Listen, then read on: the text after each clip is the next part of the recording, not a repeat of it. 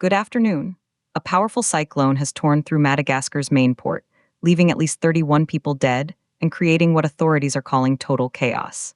This is a developing story with significant humanitarian implications. I'm your host, and today we're taking a deep dive into Cyclone Jazani, its devastating impact on the island nation of Madagascar, and what this disaster reveals about our changing climate and global preparedness. We'll examine the immediate damage, the rescue efforts, and the long-term challenges for a country that faces such storms with alarming frequency. We'll also look at the international response and what this means for disaster management in vulnerable regions worldwide. Let's begin with the latest from the ground.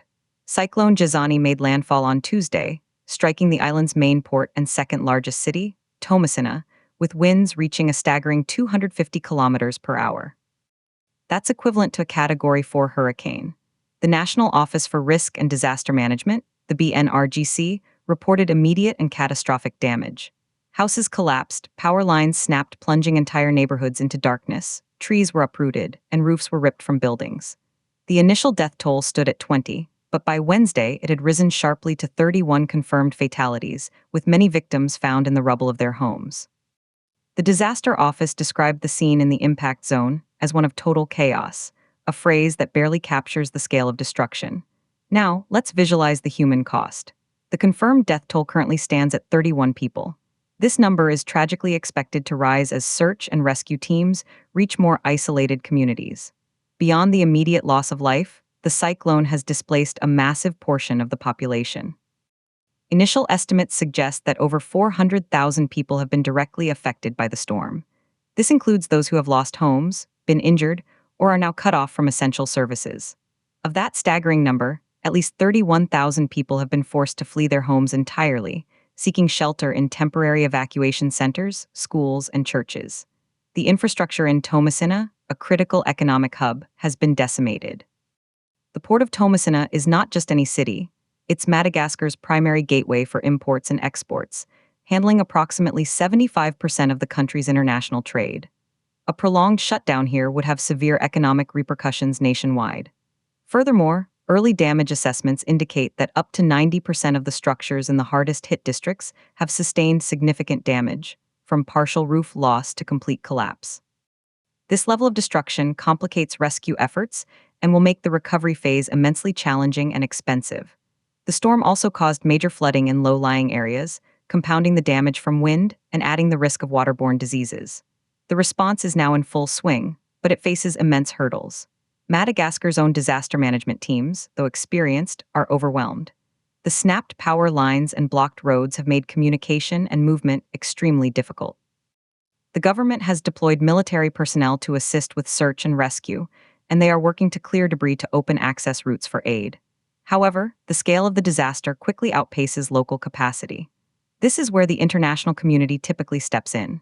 Neighboring Indian Ocean nations, along with global bodies like the United Nations and the Red Cross, are mobilizing. But there's a debate here about the speed and efficacy of such responses. One perspective argues that the international disaster response system, while well-intentioned, is often too slow and bureaucratic. Aid can take days, sometimes weeks, to materialize on the ground after a major event. By that time, the window for saving lives in the rubble has often closed, and the humanitarian crisis has deepened. Critics point to a reactive model that scrambles after a disaster instead of investing more heavily in proactive, localized resilience. They ask, would it be more effective to pre-position supplies and fund robust local emergency services in vulnerable countries like Madagascar, rather than relying on airlifts from thousands of miles away after the fact? On the other side of the debate, defenders of the current international system highlight its logistical complexity and the sheer unpredictability of disasters. They argue that no country, not even the wealthiest, can pre-position resources for every conceivable disaster scenario in every vulnerable location. The current model, they say, pools global resources efficiently and directs them where they are most needed at a given time. They point to successful coordinated responses in the past. Furthermore, they emphasize that the first 72 hours are always the responsibility of the national government, and the role of international aid is to support the subsequent recovery and rebuilding phase, which is just as critical. So, is the problem the response system itself, Or is it a chronic underinvestment in making countries like Madagascar more resilient in the first place? This leads us directly to the broader context: climate change. Madagascar is on the front lines of the climate crisis. While it has always been prone to cyclones, scientific data indicates these storms are becoming more intense, carrying more rainfall, and possibly tracking into new areas. The warming Indian Ocean provides more energy for cyclones to feed on. So, when a storm like Jazani hits with 250 kph winds, it's not just bad luck, it's a pattern consistent with climate projections. This raises urgent questions about climate justice. Madagascar contributes less than 0.1% of global greenhouse gas emissions, yet it bears a disproportionate burden of the consequences. Who is responsible for helping them adapt and rebuild? This is a point of significant global political tension. At recent climate conferences, including COP29, developing nations have pushed hard for the creation of a loss and damage fund, a financial mechanism where historically high-emitting wealthy nations provide compensation to vulnerable countries hit by climate-fueled disasters. The progress on this fund has been slow and mired in disagreements over who should pay, how much, and who should control the funds. The devastation in Madagascar will undoubtedly be cited as a textbook case for why such a fund is desperately needed. Proponents will argue that the 31 lives lost and the billions in damage are a direct cost of global inaction on emissions, a bill that should not be paid solely by some of the world's poorest people. Opponents, often from developed nations, counter with concerns about accountability and endless liability. They question how to directly attribute a single cyclone to climate change, as opposed to natural variability, and worry that agreeing to a loss and damage framework opens them up to unlimited financial claims. They often prefer to frame support as climate finance or humanitarian aid rather than compensation or reparations. The debate is as much about morality and justice as it is about economics and science. As President William Ruto of Kenya has forcefully argued for Africa, the continent is tired of begging for climate aid and seeks a fair and automatic system to address the damages it did not cause. Looking at the regional implications, a major disruption in Madagascar affects neighboring Indian Ocean nations and trade partners. Shipping routes may be altered, and regional supply chains for goods like vanilla and cloves, for which Madagascar is a key producer, could see disruptions, affecting global prices. There's also the ever-present risk of a secondary crisis, disease.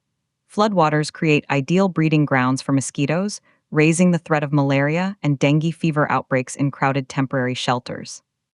Cholera, which has seen outbreaks in Madagascar before, is another major concern when water and sanitation systems are compromised. The humanitarian response, therefore, must plan not just for food and shelter, but for immediate healthcare and disease prevention. So, what does the road to recovery look like for Madagascar? It will be long and arduous. Phase 1 is the ongoing emergency response, saving lives, treating the injured, and providing immediate shelter, clean water, and food. Phase 2, which will overlap, is restoring basic infrastructure, clearing roads, reconnecting power, and getting the port of Tomasina operational again to allow the flow of aid and commercial goods. The final, longest phase is rebuilding homes, schools, and businesses. This is where the true cost will be felt for years. With 90% of structures damaged in some areas, the rebuilding task is Herculean. It will require billions of dollars that the Malagasy government simply does not have. This brings us back to the core questions of our debate. Is the world doing enough to support Madagascar through this? Does the current model of post-disaster charity work, or do we need a systemic overhaul that includes debt relief, guaranteed climate financing, and technology transfer to build back better and stronger? Some experts advocate for build back safer principles, using recovery funds not to recreate the vulnerable infrastructure that was just destroyed, but to construct cyclone-resistant buildings, elevate homes in flood zones, and strengthen early warning systems. This, they argue, is the only way to break the cycle of destruction and despair. In conclusion, the tragedy of Cyclone Jazani is a multi-layered crisis. It is an immediate human tragedy for the families of the 31 lost and the 400,000 affected. It is an economic body blow to a nation that can ill afford it. And it is a stark symbol of the global climate inequality that defines our era. The images of chaos in Tomasina are a powerful reminder that natural disasters are not truly natural anymore, they are amplified by human activity. The response to this cyclone will be a a test of Madagascar's resilience, a test of global solidarity, and a test of our collective will to address the root causes of such intensifying disasters. The world is watching, and how we answer will set a precedent for the next storm and the one after that.